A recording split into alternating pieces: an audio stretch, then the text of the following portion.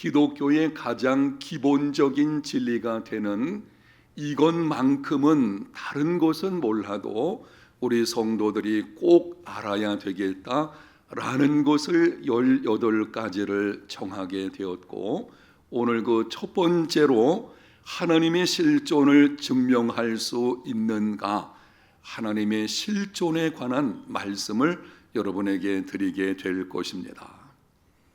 오늘 본문 말씀을 제가 다시 한번 읽을 때에 여러분들이 의미를 생각하면서 들어보십시오. 믿음이 없이는 하나님을 기쁘시게 하지 못하나니 하나님께 나아가는 자는 반드시 그가 계신 것과 또한 그가 자기를 찾는 자들에게 상 주시는 이심을 믿어야 할지니라. 믿음이 없이는 하나님을 기쁘시게 할 수 없습니다. 하나님께 나아가는 자는 반드시 하나님이 실존하신다는 것과 자기를 찾는 자들에게 상 주시는 이심을 믿어야 합니다. 하나님의 실존에 관해서 언급을 하게 되면 이렇게 항변하는 사람들이 있습니다. 하나님이 있기는 어디냐? 하나님이 존재한다는 것을 보여주면 내가 믿겠다. 하나님이 계시다고? 그럼 내게 하나님이 실존하신다는 것을 증명해 보아라. 내가 그것을 볼 수 있다면 그때 내가 하나님을 섬기든지 말든지 한번 생각을 해 보겠다라고 하는 말입니다. 여러분은 이 질문을 받았을 때에 뭐라고 대답을 하시겠습니까? 과학자들은 우주의 관측이 가능한 크기를 지구를 중심으로 반경 465억 광년이라고 합니다. 우주의 크기가 얼마나 큰가 관측 가능한 것, 이 말은 사람이 직접 볼 수 있다는 것이 아니고 특정한 물체에서 파장이 나오게 되는데 인간이 그 파장의 근거에서 계산을 해보게 되면은 지구를 중심으로 465억 광년 관측 가능한 우주의 크기가 바로 그렇습니다. 반지름을 말하는 것입니다. 1광년은 초속 30만 킬로미터로 달리는 빛이 1년 동안 가는 거리를 말하는데 약 9조 4,600억 킬로미터입니다. 정확하게 말씀을 드리면 1광년은 29만 9,792km이고 그 거리는 9조 4,607억 km입니다. 여러분, 1광년이 얼마나 큰 길인가를 생각해 보십시오. 그런데 우주의 크기는 반지름이 465억 광년이라고 합니다. 상상하기도 힘든 크기입니다. 우주가 얼마나 광대한 것인지 길이로서는, 숫자로서는 그것을 말하기가 어렵기 때문에 어떤 사람이 이런 표현을 했습니다. 지구는 우주의 크기와 비교할 때 모래알 2억분의 1에 해당하는 미세한 입자에 불과하다. 그리고 태양계는 3.2cm의 탁구공에 불과하다. 우리가 살고 있는 지구는 우주의 크기에 비하면 모래알 정도가 아니고 해운대 해변에 있는 모래알 하나에 20억 분의 1에 해당되는 만큼 그 정도밖에 안 된다는 것이죠. 태양계는 여러분이 학교 다닐 때에 지구 과학 시간에 배웠을 것입니다. 수, 금, 지, 화, 목도, 천, 해왕성까지, 명왕성은 제외하게 되죠. 해왕성까지 큰 별들과 수십만 개의 작은 별, 해성들로 이루어진 커다란 계죠. 그런데 그 태양계가 우주의 크기에 비한다면은 탁구공 아시죠? 그 탁구공 하나 정도의 크기에 불과하다고 합니다. 이렇게 상상을 뛰어넘는 광대한 우주 만물을 만드신 분이 하나님이십니다. 성경은 분명히 말씀을 합니다. 태초에 하나님이 천지를 창조하시니라.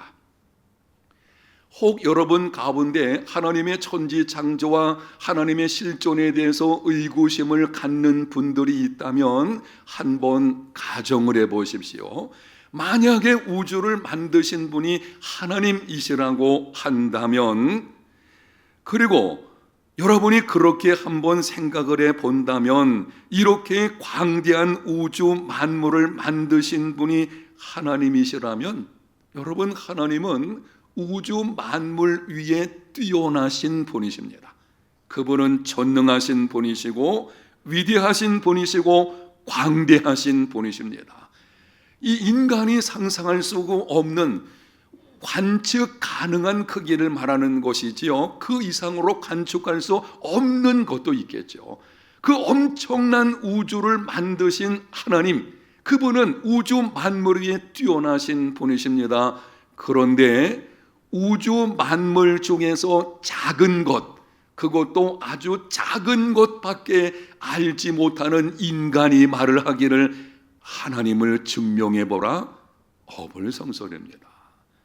여러분, 하나님이 만드신 만물이 그 존재 자체의 신비한 것을 우리가 알 수 있는 것은 아주 작은 것이거든요. 그런데 그 작은 것밖에 알지 못하는 인간이 그 모든 것을 만드신 하나님을 증명해 보라, 그리고 그것을 증명하겠다는 것은 있을 수 없는 것입니다. 하나님의 존재는 하나님의 계시하신 범위 안에서 그것도 믿음으로만 알 수 있습니다. 증명해 보이면 믿겠다고 말하지 마십시오. 예수님을 믿고 믿음의 눈으로 바라보십시오. 따라합니다. 믿으면 알게 된다. 하나님은 증명의 대상이 아니고 믿음의 대상인 것입니다. 믿으면 그분을 볼 수 있게 되고, 믿으면 하나님의 존재를 확실하게 알게 되는 것입니다. 그러면 하나님의 실존을 증명할 방법은 전혀 없는 것인가? 하나님의 실존을 보여주면 믿겠다는 사람들에게 뭔가를 좀 대답을 해줘야 되겠는데, 믿기만 하면 돼, 그걸로 끝날 수는 없지 않겠습니까? 하나님의 증명을, 실존을 온전히 증명하기는 힘들지라도 충분히 알 수 있는 몇 가지 방법이 있습니다. 여러분에게 지금부터 말씀드리는 세 가지 측면, 이미 여러분들이 들어서 알고 있는 말씀이기도 한데요, 아시는 분들은 더 분명한 지식을 통해서 다른 사람을 가르칠 수 있는 정도까지 나아가는 시간이 되었으면 좋겠고, 혹 처음 말씀을 듣는 분들이 있다면 하나님의 실존하심을 확신할 수 있는 복된 시간이 되시기를 축복합니다. 첫 번째는 상식적인 측면이 있는데요, 눈에 보이지 않는다고 없는 것이 아닙니다. 눈에 보이지 않는다고 없는 것이 아니다, 상식이죠. 우리 눈에 보이지 않지만 실제로 존재하는 것들이 엄청 많이 있습니다. 지금 우리 예배당 공간 안에 공기가 가득 차 있습니다. 우리 눈에 보이지 않습니다. 그러나 공기는 존재합니다. 내가 누군가를 사랑하게 되면 사랑이라는 것이 있다는 것을 알고 있어요. 그러나 그것은 눈에 보이지 않습니다. 하나님은 영이시기 때문에 눈에 보이지 않습니다. 그러나 보이지 않는다고 없는 것이 아닙니다. 보여주어야만 믿겠다고 하는 것은, 그거는 비상식적인 것입니다. 인간의 감각기관은 제한이 되어 있기 때문에 볼 수 없는 것, 들을 수 없는 것이 훨씬 많은 것입니다. 여러분 기억하십시오. 눈에 보이지 않는다고 없는 것이 아닙니다. 두 번째는 추론적인 측면이 있는데요, 이 추론적인 측면은 세 가지 분야에서 여러분에게 말씀을 드려보겠습니다. 이 추론적인 측면의 첫 번째는 모든 사람은 신의 개념에 호기심을 갖고 있다는 것입니다. 기본적으로 모든 인간 속에는 종교성이 있습니다. 그래서 불가항력적인 상황이 찾아오게 되면 자기도 모르는 사이에 이렇게 말이 나오게 되죠. 하나님, 나를 좀 도와주세요. 신의 존재를 인정하지 않는 무신론자라고 할지라도 기막힌 상황이 찾아오게 되면 이렇게 말합니다. 신이 존재한다면 어떻게 이런 일이 있을 수 있겠나? 여러분, 신에 대한 개념조차 없다면 그 말도 하지 말아야 되는 것입니다. 그런데 사람들은 어떤 상황 속에서 자기도 모르는 사이에 신의 존재를 인정하지 않는 사람이라고 할지라도 신의 존재에 관한 호기심을 표하는 것을 보게 됩니다. 왜 이런 현상이 일어나는 것입니까? 신이 존재하기 때문입니다. 구약성경 전도서 기자가 이렇게 말씀을 합니다. 하나님이 모든 것을 지으시되 때를 따라 아름답게 하셨고 또 사람들에게는 영혼을 사모하는 마음을 주셨느니라. 아멘. 사람에게는 특별히 무엇을 사모하는 마음을 주셨다고요? 영혼을 사모하는 마음을 주셨어요. 영혼을 사모하는 마음이 사람 속에 지어져 있기 때문에 그래서 종교성을 가지고 있는 것이고요. 그래서 모든 사람들이 어떤 상황 속에서 신에 대한 개념에 호기심을 갖게 되는 것입니다. 사람들 마음 속에 영혼을 사모하는 것이 있다는 것은 영원한 나라가 있다는 것이요, 영원한 나라가 있다는 것은 그 나라를 다스리시는 절대자가 존재한다는 것입니다. 그 절대자가 바로 하나님이십니다. 추론적인 측면의 두 번째는 모든 사람에게 보편적으로 윤리와 도덕에 대한 의식이 있습니다. 이 땅에 존재하는 모든 사람 속에는 윤리와 도덕에 대한 의식이 있는 것을 알게 되어지는데요, 요즘은 죄를 죄로 알지 않는 이상한 시대가 되어버렸어요. 예전에는 그것이 분명히 죄이기 때문에 말하기도 부끄러웠는데 이제는 그것을 드러내는 것을 마치 용기 있는 것처럼, 그리고 그것을 옳다고 하는 기막힌 시대가 되어버렸습니다.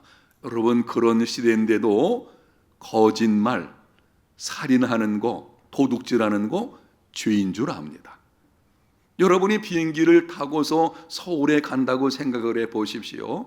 비행기 티켓을 끊게 되면 좌석 번호가 나오게 되죠. 지정 좌석이 있는 것입니다.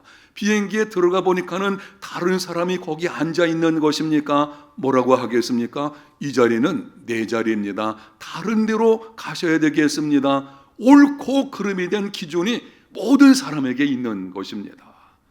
여러분, 어떻게 이런 일이 있을 수 있게 되겠습니까? 구약성경 창세기 1장 26절에 이렇게 말씀을 합니다. 하나님이 이르시되 우리의 형상을 따라 우리의 모양대로 우리가 사람을 만들고 모든 사람은 하나님의 형상대로 지음을 받았기 때문입니다. 사도 바울은 로마 교회 보내는 서신에서 좀 더 구체적으로 이렇게 기록을 합니다. 율법 없는 이방인이 본성으로 율법의 일을 행할 때에는 이 사람은 율법이 없어도 자기가 자기에게 율법이 되나니 이런 이들은 그 양심이 증거가 되어 그 생각들이 서로 혹은 고발하며 혹은 변명하여 그 마음에 새긴 율법의 행위를 나타내느니라. 율법이 없는 이방인, 율법을 배우지 못한 사람들입니다. 십계명을 알지 못하는, 십계명이 무엇인지를 그들은 들은 바가 없어요. 그런데도 그들은 본성으로 율법의 행위를 나타냅니다. 놀랍게도 살인하는 것이 죄라는 것을 배운 적이 없는데 그것이 죄라는 것을 알고 있다는 것입니다. 여러분, 이거 어떻게 설명을 해야 되겠습니까? 누가 그 사람에게 10가지 계명이 이러니까 너 이렇게 도덕적으로 살면 안 돼, 그렇게 가르치지 않아도 사람들이 그것이 죄라는 것을 알고 있는 것, 그 이유를 이렇게 말합니다. 그 마음에 새긴 율법의 행위를 나타내느니라. 모든 사람 속에 마음에 율법이 기록이 되어져 있다는 것이죠. 양심이라고 표현할 수도 있을 것입니다. 무슨 말을 하는 것인가요? 사람을 만드실 때에, 인간이 지음받을 때에 누군가 그 마음속에 율법을 새겨 놓았다는 것입니다. 그럼 누가 새겨 놓은 것일까요? 그거는 어떤 절대자가 그렇게 했을 것이다. 바로 그분이 누구이십니까? 하나님이십니다. 모든 사람 속에 윤리와 도덕의식이 있다는 이것을 설명할 수 있는 방법은 하나님의 실존밖에는 없다는 것이죠. 추론적인 측면의 세 번째는요, 우주 만물을 통해 하나님의 존재를 추론할 수가 있습니다. 지금 존재하는 이 우주 만물들, 그것을 통해서 하나님이 존재하시는구나 라고 하는 것을 우리가 추론할 수 있게 되는데요, 로마서 1장 20절에 이렇게 기록을 합니다. 영상에 있는 말씀을 다 같이 한번 읽어보겠어요. 창세로부터 그의 보이지 아니하는 것들, 곧 그의 영원하신 능력과 신성이 그가 만드신 만물에 분명히 보여 알려졌나니 그러므로 그들이 핑계하지 못할지니라. 아멘. 하나님의 능력과 신성이 만물에 분명히 보여지고 있다는 것이죠. 지금도 천지 만물들은 하나님의 능력과 그분의 신성을 우리에게 보여주고 있는 것입니다. 다만 우리가 우리 마음이 부패해서 그걸 깨닫지 못하고 있는 것뿐이죠. 독일 연구진에 의하게 되면 성인 남성은 평균 36조 개의 세포를 가지고 있고 성인 여성은 28조 개의 세포를 가지고 있으며 10세 어린이는 약 17조 개의 세포를 가지고 있다고 합니다. 우리 몸의 세포의 개수가 얼마인가 하면 성인 남성의 경우 36조 개. 여러분, 요즘에 조라는 단어, 이 단어가 이게 상상하기 힘들지 않겠습니까? 요즘에는 경제가 발달해가지고 옛날에는 억만장자 그러면 대단하게 봤는데요, 요즘에는 억소리들도 별로죠. 그러니 조라고 하는 것은요, 이 상상하기도 힘든 개수입니다. 인간의 몸에는요 30조가 넘는 개수의 세포가 있답니다. 그런데 저명한 천문학자 프레드 호일이라는 사람이 이렇게 말을 해서요, 인간 세포 하나에 들어있는 아미노산 20만 개가 우연히 합쳐지기 위해 필요한 시간을 계산해 보면 지구의 나이가 현재 예상하고 있는 지구 나이보다 293.5배 많아야 할 것이다. 인간 세포 하나 속에 20만 개의 아미노산이 있다고 합니다. 그런데 그 20만 개의 아미노산이 우연히 결합되어서 지금 우리에게 있는 세포 조직이 되기까지는 그 기간이 얼마나 걸리느냐? 지구 나이를 사람들이 생각을 할 때 나름대로 측정하기를 45억 년이라고 합니다. 그런데 그것보다 293.5배나 많아야 된다는 거죠. 세포 하나가. 여러분, 그렇다면 36개 조의 세포가 있다면 이거 어떻게 설명을 해야 되겠습니까? 이게 우연히 일어난다고 상상할 수가 있겠습니까? 결코 우연이 아닙니다. 그래서 뛰어난 물리학자 스티븐 호킹이 시간의 역사라는 책에서 이렇게 말을 했습니다. 신이 의도적으로 우리 같은 존재를 창조하기로 했다는 설명 말고는 왜 우주가 이런 식으로 시작되어야 했는지를 설명하기가 매우 어려울 것이다. 다른 설명이 없다는 거죠. 창조자가 만물을 만드셨고 인간을 지으셨다는 그것 외에는 다른 설명이 필요할 수가 없다는 것입니다. 여러분의 이해를 돕기 위해서 제가 손목에 차고 있는 시계를 가지고 한번 설명을 해보겠습니다. 이 시계를 보게 되면 시계줄도 있고 유리도 있고 속에 액정이 들어가 있는 것을 보게 되죠. 여기 이제 많이 사용하는 것입니다. 자, 여러분 상상을 한번 해보십시오. 머릿속에서 대기 중에 가스 덩어리가 있었는데 그 가스 덩어리들이 막 서로 충돌하다가 어느 순간 이 시계줄이 만들어지고요, 어느 순간 시계 이 유리가 만들어져서요. 그래서 이 시계 부속품들이 또 공간 중에 막 떠돌다가 어느 순간 우연히 이 시계가 만들어졌답니다. 여러분, 인정할 수 있겠습니까? 이걸 어떻게 인정할 수 있겠어요? 여러분, 이 시계가 우연히 만들어졌다는 거 우리는 믿지 않습니다. 그렇다면 이 우주 만물은 광대하고 정교하고 다양하고 질서 있게 움직이는 시계와는 비교할 수가 없죠. 이 작은 시계 하나도 우연히 만들어진 것이 아니라면 이 우주 만물, 이 복잡하고 엄청난 이 다양한 것을 가지고 있는 것, 이게 우연히 만들어졌다고 인정할 수가 있겠습니까? 여러분 절대 그렇지 않습니다. 저는 이렇습니다. 누군가가 제게 이 시계가 우연히 만들어졌다는 것을 증명해낼 수 있다면 저는 우주 만물이 우연히 존재하게 되었다고 믿겠어요. 그러나 절대 저는 믿지 않습니다. 우연히 만들어진 것이 아니거든요. 누군가가 만든 것이고 바로 그 누군가가 만들었다 할 때 그분이 누구입니까? 성경에 분명히 말씀을 합니다. 태초에 하나님이 천지를 창조하시니라. 아멘. 하나님께서 창조하신 것이고 하나님 그분은 실존하십니다. 세 번째, 경험적인 측면이 있는데요. 소문에서 경험으로 나아가라. 상식적인 측면에서의 접근은 하나님의 존재에 대한 사람들의 관심을 불러오게 됩니다. 보이지 않는다고 해서 없는 게 아니야. 그러면 그래? 그럼 보이지 않는 하나님이 있을 수 있겠네? 이렇게 관심을 갖게 만드는 것입니다. 추론적인 측면의 접근은 하나님의 존재에 대한 어렴풋한 인식을 갖게 합니다. 여러분에게 말씀드린 것처럼 이렇게 세 가지 측면에서 말씀을 드리면 그래, 하나님이 존재하시는 것 같은데 라고 우리가 알게 되어집니다. 그러나 경험적인 측면의 접근은 하나님의 존재에 대한 분명한 인식을 갖게 합니다. 그래서 가장 중요한 것은 경험적인 측면인 것입니다. 하나님을 경험하게 되면 그때는 분명히 알게 되죠. 하나님이 실제로 존재하시는구나. 하나님의 실존과 하나님의 능력에 관해서 성경은 이렇게 말씀을 합니다. 너희는 여호와의 선하심을 맛보아 알지어다. 그에게 피하는 자는 복이도다. 너희는 여호와의 선하심, 그분의 존재하심, 그분의 일하심, 그분이 우리와 함께 하심을 어떻게 알 수 있다고 말씀을 합니까? 맛을 보아서. 따라합니다. 맛보아서.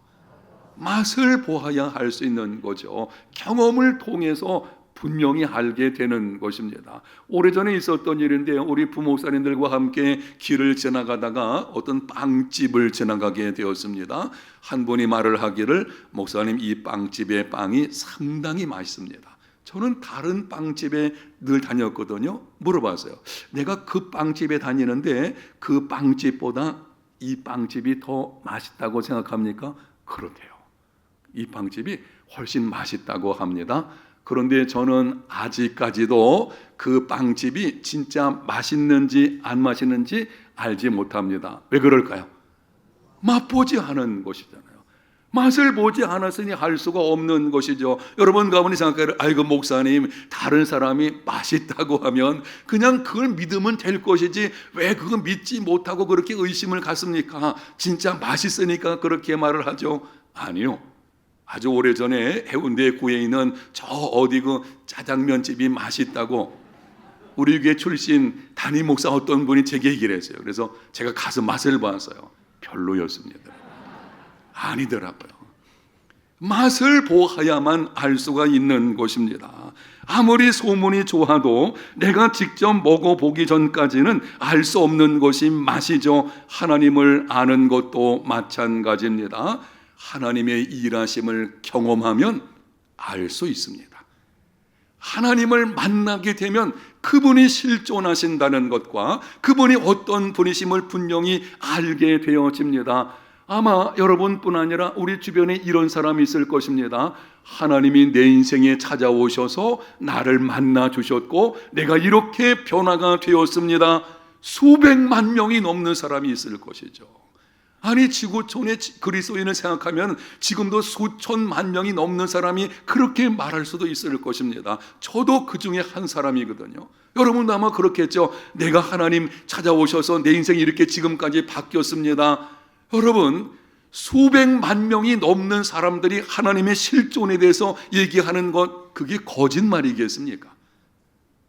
그 사람들이 정신 이상이 다 있기 때문에 그런 반응이 일어나는 것입니까? 전혀 그렇지 않죠. 하나님은 실존하십니다. 사람들이 하나님의 실존을 믿지 않는 것은 증거가 없기 때문이 아닙니다. 하나님의 실존을 추론할 수 있는 많은 증거들이 있습니다. 하나님을 경험함으로 하나님의 존재하심을 분명히 하는 수많은 증인들도 있습니다. 사람들이 하나님의 실존을 인정하지 않으려는 것은 애써서 믿지 않으려는 거예요. 그냥 인정하기 싫은 것입니다.